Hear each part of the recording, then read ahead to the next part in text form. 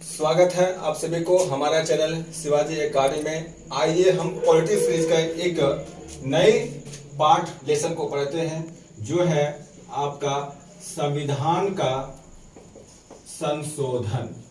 ये बहुत ही इंपॉर्टेंट है, शॉर्ट टॉपिक है लेकिन नॉलेज काफी डीप है इसमें। संविधान संशोधन का मतलब क्या होता है, पहले ये हम समझते हैं। इसका हम अर्थ को समझ लेते हैं। अर्थ क्या होती है, यानी कि संविधान में कोई भाग या आर्टिकल को हटाना या जोड़ना ही संविधान का संशोधन कहलाता है आपका। तो संविधान संशोधन का अर्थ यानी कि इसकी परिभाषा, संविधान में कोई भाग अनुच्छेद को हटाना या जोड़ना या नया शामिल करना, ये भी आपको ध्यान रखना, या नया शामिल करना संविधान संशोधन कहलाता है। इसके लिए संविधान में के भाग जो 20वां है, यानी भाग 20 में संविधान संशोधन की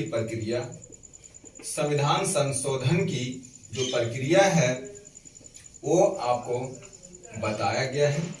और इसके लिए आपका जो आर्टिकल है वो आर्टिकल 368 के माध्यम से संविधान का हम संशोधन करते हैं।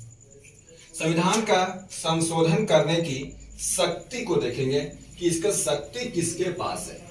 तो पावर की हम बात करेंगे तो ये पावर जो दिया गया है वो संसद को दिया गया है। लेकिन हाँ, ये भी याद रखना है कि संसद के अलावा किसी को और नहीं दिया गया है, यानी कि विधानमंडल के पास जो है ये शक्ति नहीं दी गई है।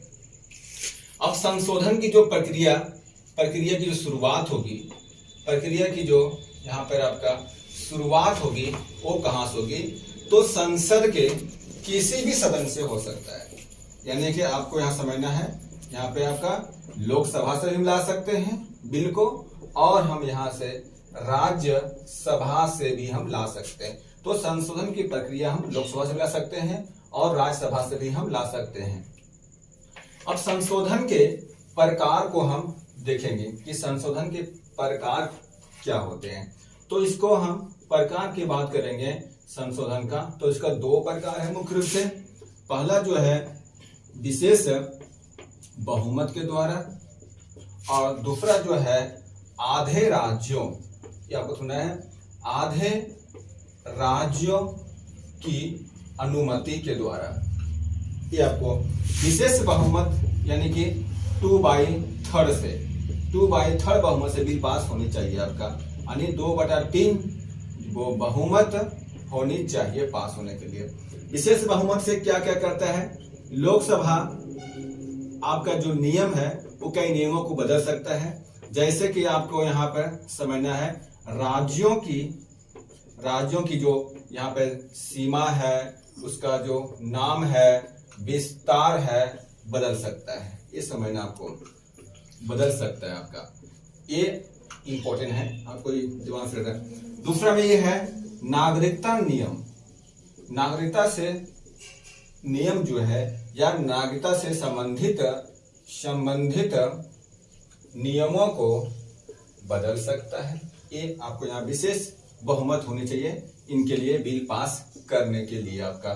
दूसरा में ये है कि आधे राज्यों की अनुमति के मतलब है कि भारत में जो 28 राज्य है, 28 जो राज्य है, इन राज्यों में से आधे राज्य, आपको ये समझना है, आधे राज्य मतलब यहाँ पर कितना होगा, इसका हाफ 14 होगा +1, यानी कि 15 स्टेट की जो अनुमति वो मिलनी चाहिए आपका। अब यहाँ से क्या हो सकता है कि संशोधन की विशेष 2 प्रक्रिया, विशेष बहुमत और आधे राज्यों की अनुमति। लोकसभा कई नियमों को बदल सकता है।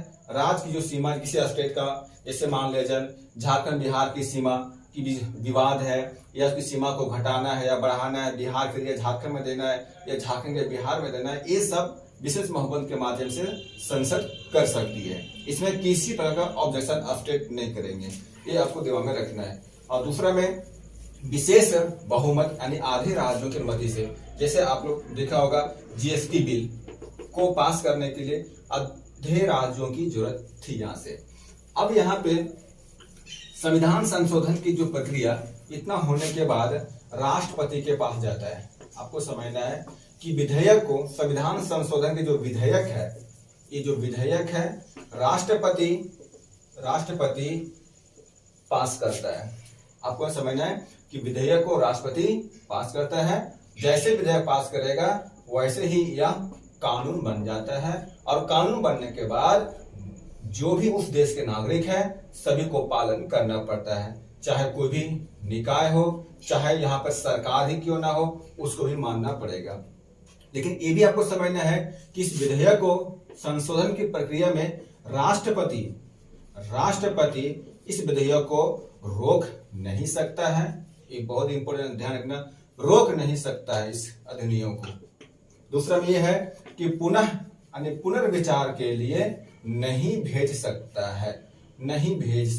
ये भी आपको यहाँ पर दिमाग में रखना है। ये बहुत ही शॉर्ट टॉपिक था।